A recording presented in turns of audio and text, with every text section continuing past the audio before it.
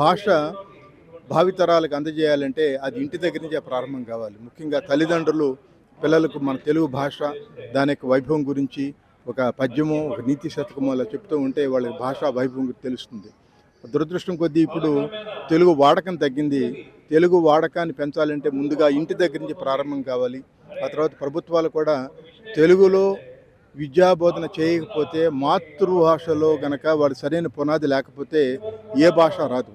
కాబట్టి ఇన్ని భాషలు నేర్చుకోవాలన్నా కానీ దానికి ప్రాతిపదిక, దానికి పునాది మాతృభాష. కాబట్టి తెలుగుని ప్రేమించండి, తెలుగులో మాట్లాడండి. ఆ తర్వాత మీరు ఎన్ని భాషలు నేర్చుకోవచ్చు. ఆంగ్ల భాషను విస్మరించాల్సిన అవసరం, ఆంగ్ల భాషకి ఇవ్వాల్సిన ప్రాధాన్యత ఇవ్వాలి. అయితే ఆంగ్ల భాష కానీ ఇతర భాషలు కానీ బాగా నేర్చుకోవాలంటే ముందు తెలుగు రావాలి. ఆ పునాది మీద ఎన్ని భాషలు నేర్చుకోవచ్చు. దాన్ని దృష్టిలో పెట్టుకుని ప్రభుత్వాలు కూడా దానికి తగినటువంటి చర్యలు తీసుకోవాలి.